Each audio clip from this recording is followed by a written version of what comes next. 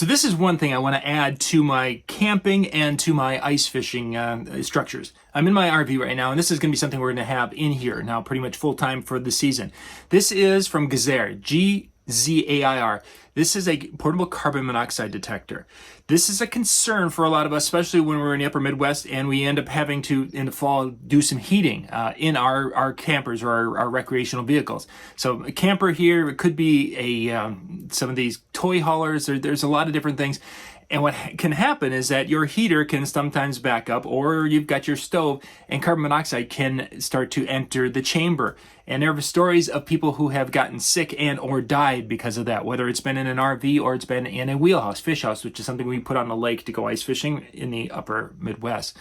This is going to help. This is basically some insurance that if something's in the air, it's going to detect it. This little carbon monoxide detector has about a 5-year sensor life, which most carbon monoxide detectors have a sensor life. So that's not unusual. It's one of those things that you should just be aware that that's reality and replace those. In this camper, we've gone through a couple of carbon monoxide detectors because they have reached that end of life security.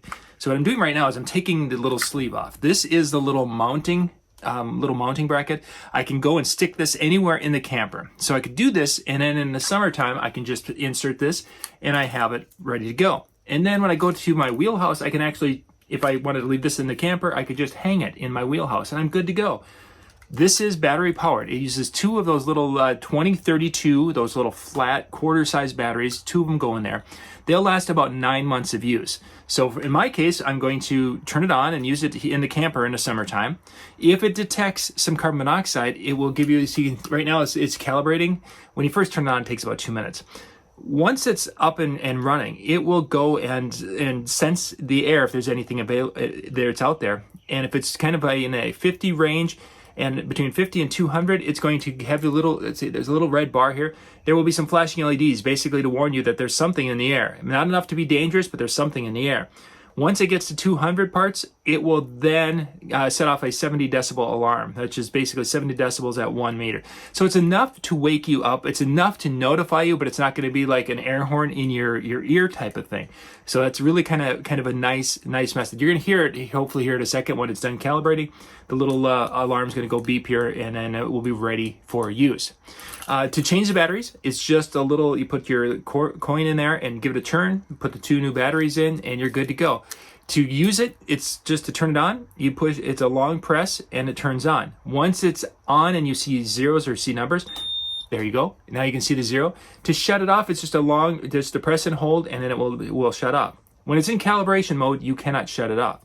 Now, when you first start, I kept this because this is something you need to know. These are really super clear. There's 2 films on it. One, there's a front film, and then there was a back film. I don't know which one was which. But anyway, you got to make sure you take those off because the back of it is where some of the sensor ports are. So you got to make sure you get both films off for it to work and work properly. If you don't do that, obviously it's not going to do what you want it to do. This is a really kind of a neat little thing. 9 months on the batteries again, about a 5-year life on the sensor. This is something that's going to help protect you and your family when you're out, whether it's camping or if you're out there on the ice fishing or whatever you're doing where you're in an enclosed space and there's propane. Propane being used, it can be a very dangerous situation, even in a tent. You might want to be having something like this just as that little peace of mind to make sure that you're going to be able to walk away after the weekend and not end up in a hospital somewhere. We'll put a link in the description below so you can check this out. This is John Young. Thank you for watching.